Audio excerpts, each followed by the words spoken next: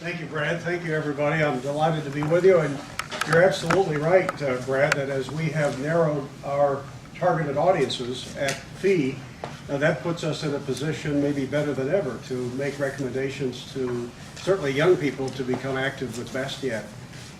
And Ron Manners pointed out, there he is, earlier today that FEE wants to talk to business people, but FEE wants to talk to everybody. And that was all right when FEE was virtually alone in the movement. We were happy in the first 20, 30 years of FEE to talk to anybody who would listen. But now we have a movement that has arisen all around us, with many organizations devoted to liberty and with their own targeted audiences. And in the past few years, we've decided at FEE that the niche we want to fill is that of young people who are newcomers to liberty in the 14 to 26-year-old time frame or demographic, trying to get young people who have not heard about liberty and free enterprise before to get interested in these ideas. And then whatever their chosen occupations may be, we don't aim at students who are planning to be anything in particular. Some will be academics, some will be business people, some will be media people. They may go into all walks of life. But we want to be the organization that works on them right from the start, acquaints them with ideas of liberty, and then connects them with others, depending on their occupations and their interests. So we're very actively telling our students now at seminars, if you choose to go into business, into entrepreneurship, well then a group that you want to get involved with, either forming a chapter or joining one, is the Bastiat Society. We'll be doing that more and more every summer. We'll have about 1,000 students go through those programs this summer. And Bastiat will be one of the organizations we say, that's where you need to make a connection. And we'll be happy to connect you if we can. Here. I thought before I get into the topic today, I wanted to add to something you were discussing this morning about how to make meetings successful. Just a minor point, but it could be very helpful, and that is to try to leverage the connections of your chapter speakers in helping to get a turnout. And with some speakers you may have more leeway, they may be more accessible and amenable to this than others, but play it by ear. But if you've got a speaker who has a website or who's active in social media, when you've nailed that person down for a future speech at a chapter, try to encourage them to let their following know that they're going to be in the area. At FEE, we have on the website an events page, and that's the first thing I do when somebody asks me, hey Larry, we come here and speak. I reply, if I can say yes, I say, well, if you'd like us to post that event on our website, we'd be happy to do so, and that may draw a few extra people. And then we have an online form that they fill out, and everything automatically gets loaded on to the site. But there's a little bit of additional advice I want to throw out at this point, because I've learned from experience, and I'm not referring to Bastiat chapters in particular. This happens especially with college groups. Make sure you get the address right of wherever your meeting is. A while back, I spoke at a Bastiat chapter meeting, and I used the event page at the FEE site to remind me where I'm to be at a certain time. And so the form actually asked them to provide the precise address for the event. And so at this site, I was driving my rental car to it, and but before I left the hotel, when I looked it up to punch it in, I realized, oh, it just has an address. It doesn't say if it's a hotel, if it's what the building is. But as long as the address is accurate, it shouldn't be a problem. So that's what I punched into my GPS, and I get there, and the GPS wants to send me to I think it was a Holiday Inn Express. It was the only hotel within sight. And I thought, well, that's got to be it. So with snow in the air and wind blowing at 20 miles an hour and a box on my shoulders, I went in there asking for where the Bastiat chapter meeting was. They had no idea. And then I said, well, this is 830, whatever the street was. And she said, oh, no, that's the next building down. So I walked the 50 yards to that building. It was an office building, And I walked in on the ground floor. It was just completely empty, no sign of life, no signs or anything.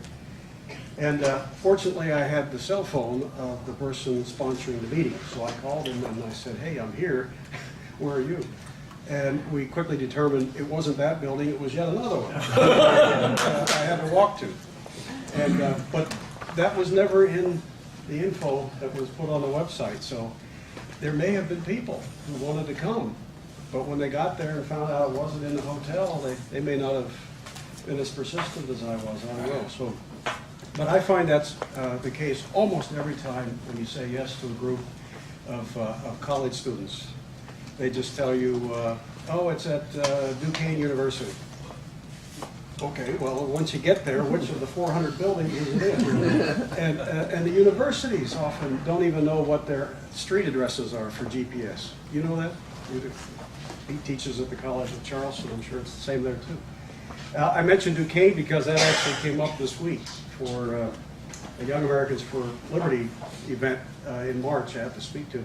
I had to literally call the campus and say, I'm supposed to speak at a thing called the Power Center, but I don't know the address. And the woman then connected me with the Power Center, and the woman who answered that phone did not know what their address was. So I finally got it. But anyway, that happens so often as a speaker that I've often thought that doesn't help turnout when it's the information is that big. Well, we're going to say a few words about the art of persuasion, and then I want to give you lots of time for questions. So what I will say is just intended to kind of stir things up and get you thinking, and maybe the discussion will be the more beneficial part of our time. The first point I want to make is to get motivated, and maybe this is one audience I don't have to stress that, but I'm still surprised at how often groups of liberty-loving people still need a good kick in the butt.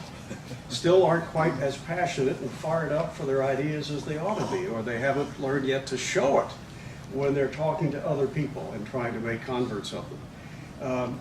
And the way to think of it, if you need an added spur to get you really fired up about the importance of what you're doing, well then remember this.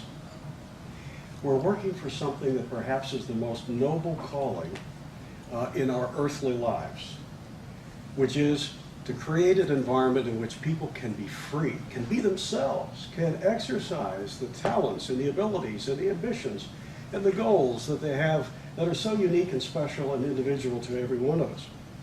I cannot imagine living in an unfree society. Can you?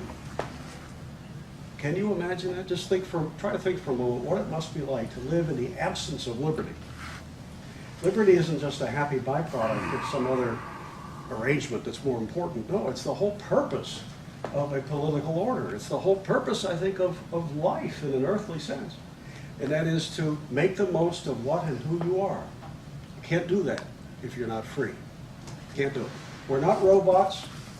We are different. We're special. We're unique one from another. It suggests very strongly that we can't accomplish our ends unless we're left alone, and as long as we deal with others in peace. So get motivated for what is the most exciting thing, or certainly one of, if not the most exciting thing you can commit your life to. And the absence of it is just unthinkable to me. That's why it's so important. So get motivated and let it show when you talk to others.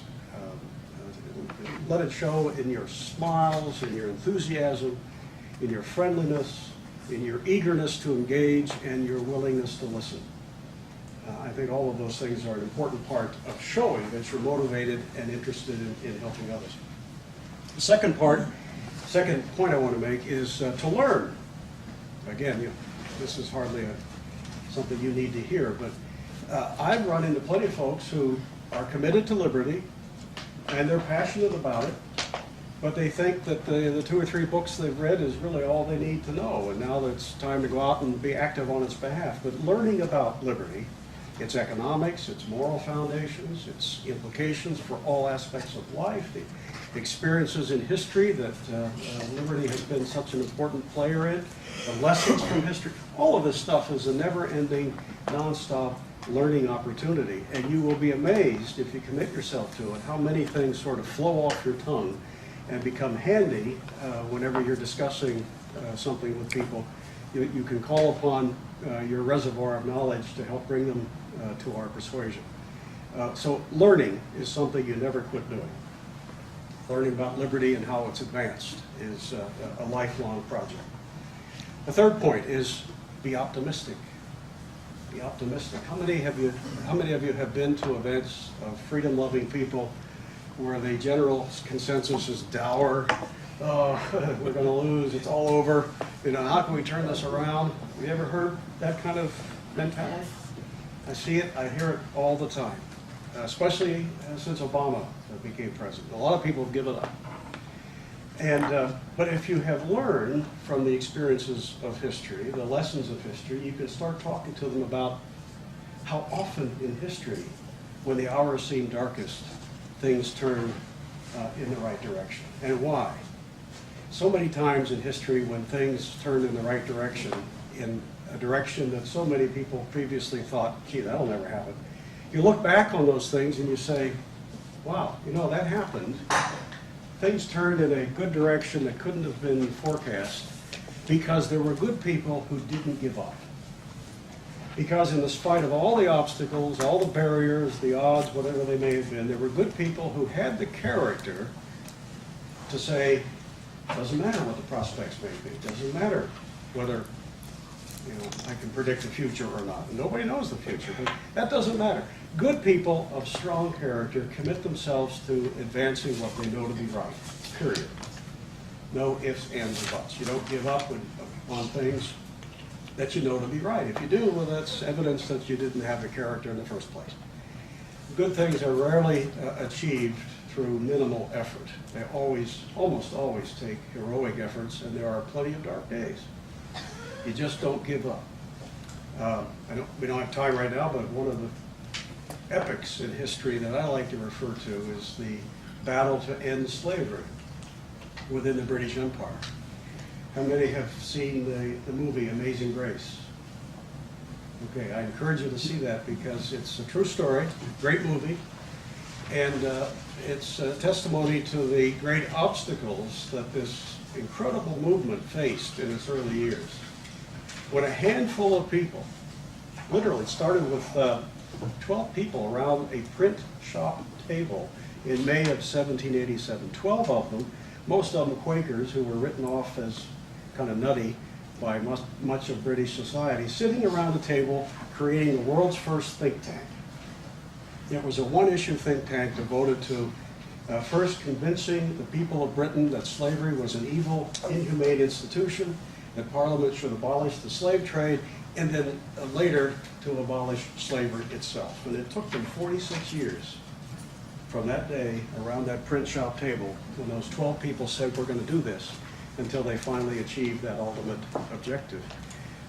It's great. That whole story is a great testimony to things like perseverance, persistence, eloquence, learning, being optimistic, never taking no as the final answer. That's the nature of almost all great movements in history. As long as good people continue to fight for what they know to be right and exude optimism in the struggle, they have a chance to succeed. Pessimism is a self-fulfilling prophecy. If you're pessimistic about the future of whatever it is you believe in, if you think we can't or will not win it, a couple things happen. One, you don't work very hard. Who works hard for a cause they believe to be lost? And secondarily, you don't tend to convince many others either, because they don't want to go along on the ride to failure. So learn to be optimistic if you're not already, and make sure you exude that. That was one of the great things about Ronald Reagan. He was always optimistic, and many of you remember how people were attracted to his personality for that reason. Others as well, but that was certainly one. He always felt that armed with the right ideas, good people can achieve great things. Doesn't matter what the obstacles may be. That's powerful for any movement. The next point I want to make is to use humor. Our movement is too often humorless. And I think we're making improvements on that, but for a long time we were incessantly focused on dour, bottom line, green eye shades, statistical stuff. Cranking out studies, and I mean, I've done that, I know that's important, always will be. But we need to find ways to make our message something that brings a smile to people's eyes. When you make its case, don't do it in a non-stop, dour fashion. Talk about the funny moments in life that maybe make your point. Fred, you might be, Fred and Walter have been around in this movement long enough. You probably remember this guy. Tom Anderson, he was from Pigeon Forge, Tennessee. Well, maybe I'm older than you are. Nobody's older than I am. What's funny? Well, Tom Anderson was a political humorist from Pigeon Forge, Tennessee. Portland's from. Oh, really? She's from Pigeon Forge? Yeah. I didn't know that. Okay, great. That's why he's so happy, I'm sure. Okay. Knowing him, he probably knew her. He used to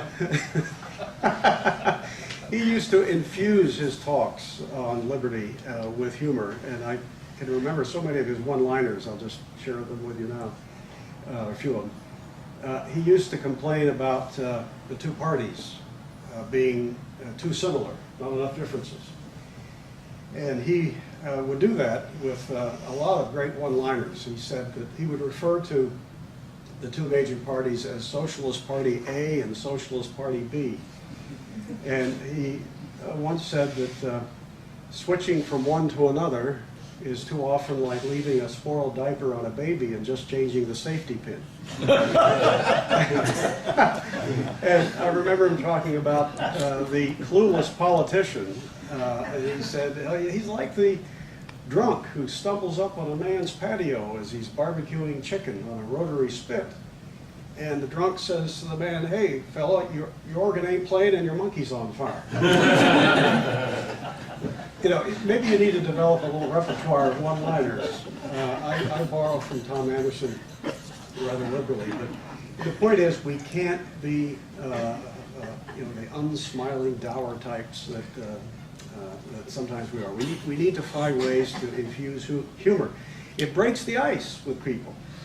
You get a person smiling and laughing with you, all of a sudden, you'd be amazed at how much closer that brings them to your basic message. All of a sudden, it brings down barriers. They realize, oh, you're a real person. So more humor, I think, is needed throughout our movement. Another point is, if you want to be persuasive, is to raise questions more and lecture less. Raise questions more and lecture less. I'm sure you've heard the phrase, may even have used this technique, the Socratic method. I think it's vastly underutilized by all of us who believe in liberty. We tend, when we hear someone make a nonsensical statist comment, we tend immediately to want to shower them with statistics and arguments and lecture them on why they're wrong. When usually it's more productive to start asking them questions in a very friendly way. I'll give you an example. I used this on Facebook the other day. Generally speaking, the tougher the issue and the more seemingly incorrigible the opponent, the more you should use the Socratic method to bring him around. The less likely he's going to be amenable to being lectured at. And somebody on my page made a very strident comment about rich people. And it was a very blanket attack. He said, this is virtually word for word, rich people, or most rich people, don't produce anything themselves, they just pile it up. Okay, now, wouldn't you say a lot of folks on our side would tend to immediately say, oh, let me tell you why that's wrong. Let me give you a lecture on the rich or how wealth is created.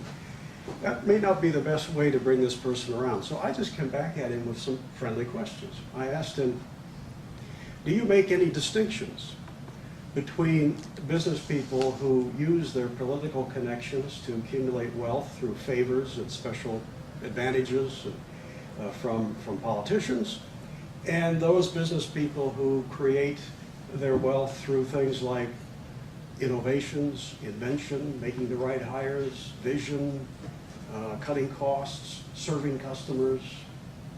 Do you make any distinction between those two kinds of business people? Well, isn't that a powerful question? I mean, how could he say, no, I don't, I'll lump them all together? But the very nature of the question, I hope, got him thinking, yeah, I guess they are two different kinds of business people. Well, you've scored something already if they admit that, well, yeah, there is a class of business people that I am not instinctively against. But the second question I asked him, I think, really stumped him. I said, is there some income level,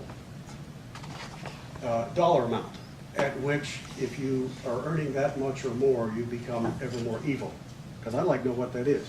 Maybe I already am evil. I don't know, I doubt it. But I'd like to know, what's the amount? At what point, what's the income level at which a person's wealth somehow makes him evil? Questions like that can really get people to question their basic premises. And I think that's often more effective than feeling as though you have to constantly lecture at them.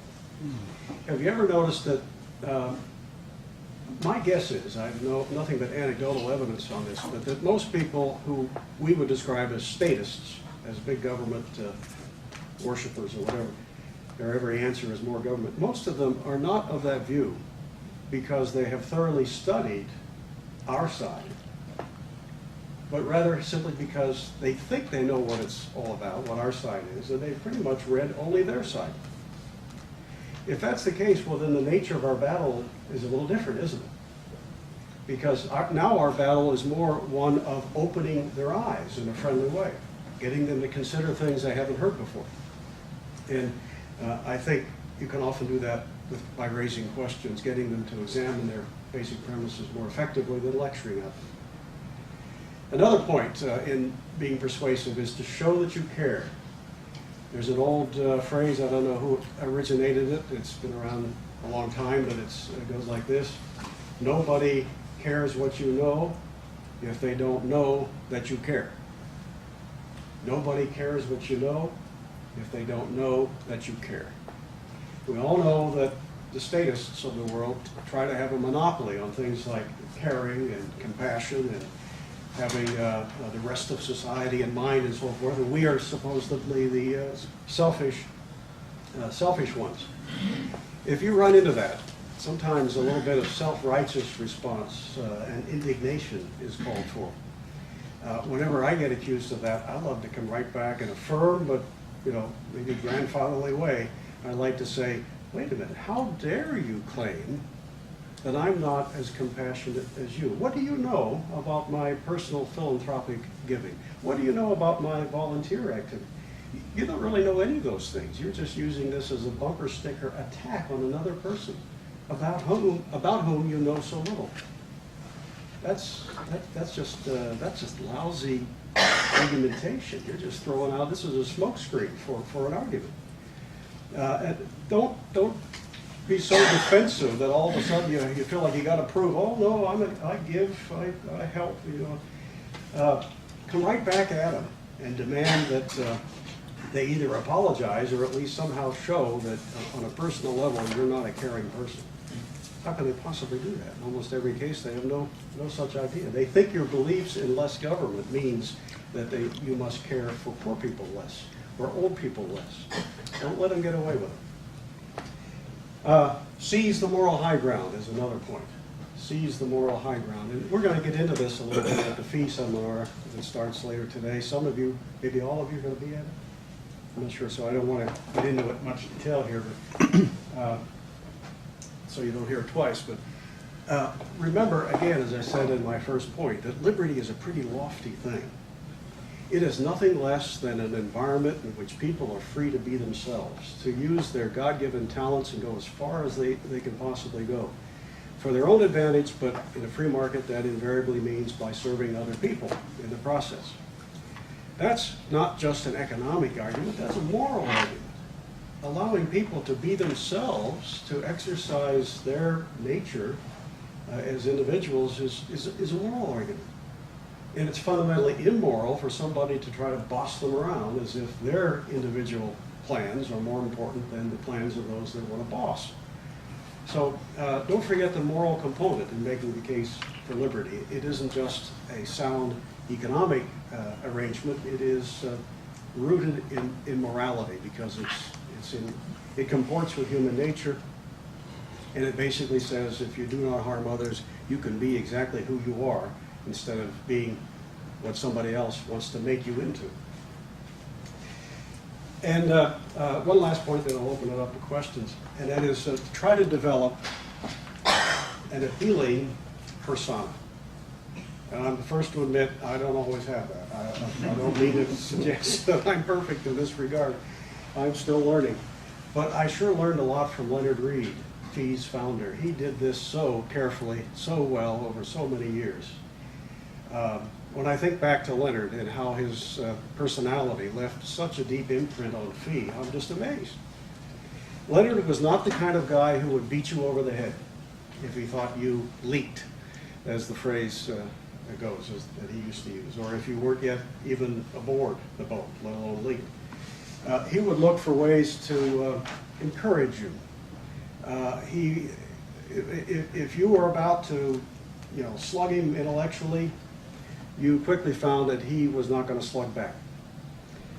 He let you blow off steam, and then in a kind and gentle way, he would sort of bring you around using the Socratic method, but also just by being a good person, showing respect for the views of others. He used to tell this story, which I'm sure Ron Manners will remember, about a guy who saw something in the Freeman that Leonard had written about unions. This guy was a union activist, I think maybe even union president somewhere. And he wrote Leonard a blistering letter, just ripping him up and down. Not just arguing against his points, he did very little of that. Most of it was, you must be bought and paid for by the greedy rich, that kind of stuff.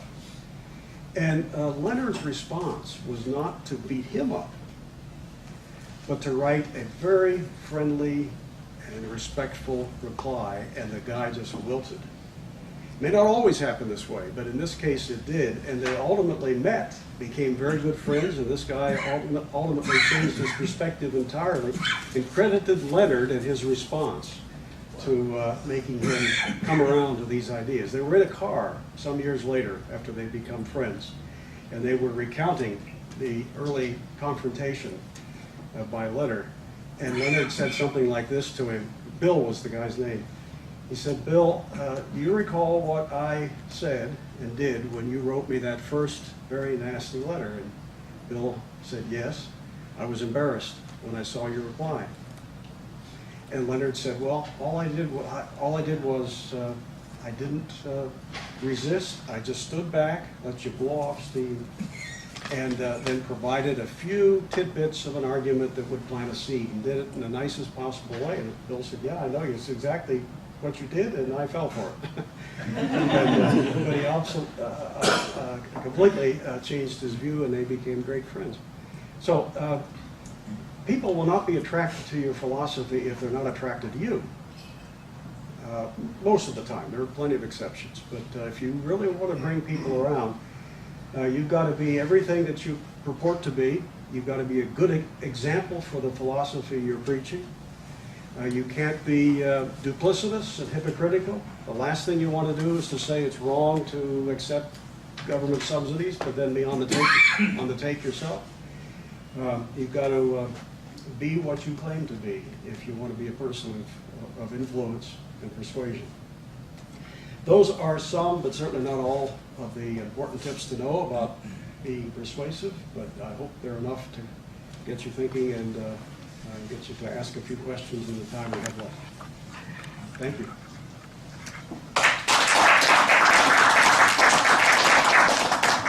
We have about 25 minutes, I think, for discussion. Larry, that's how to get from one building to another. But it is hard. Yeah. It's pretty hilly. You know the Power Center? I think they built that after I left. Oh, okay. Yeah. But I would always unfortunate encourage you name, to but go to Rockwell Hall and go from there. okay. It's an unfortunate name, but I was always named a person by that name. I wouldn't want to work in the Power Center.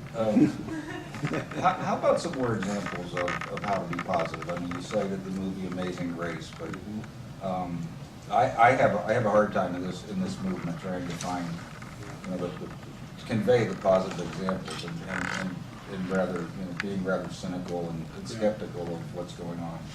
Where else would you tell us to look? Well, there's no question that there's plenty of stuff going on right now that you can be very unhappy about. But I think of the future in making the case for liberty. And I focus more on what can be and what will be if good people work for the right thing. I'm ready to concede there are a lot of bad things going on. But among the good things that will produce fruit in the future are the fact that young people today, what really attracts them to a message? Is it one of dependence? Is it one of central planning and control? Maybe some, but an awful lot of young people are interested in creating value. They want to add value. They want to start a business. They want to leave the world a better place. They want to create things that aren't there already. They want to be innovators and entrepreneurs. That whole message of being producers, creators, adders of value, I think for young people that has a lot of appeal. You can take a young person who may be thinking more in terms of redistribution programs to help people and say, wait a minute, aren't you more excited about creating value instead of redistributing it or taking it? And you get them thinking along those lines, you can pretty quickly, I've seen this anyway, turn them around. I don't know if that's a good example, Jack, but I think there are so many dynamic forces in the world today that have something to do with technology, the empowerment of the individual, that are very positive and that are not conducive to central plans and all-powerful regimes. And we need to approach young people in particular with that mentality. They're at an age where it's not going to be hard to convince them, look, now's the time. You need to decide. Do you want to be an adder of value or a subtractor? Do you want to redistribute stuff? Anybody can do that. Or do you want to be a creator of it? And just challenge them to take that optimistic, creative, productive approach to life and then connect them with the free market philosophy behind it. It's easy to do. Is that more so relevant today than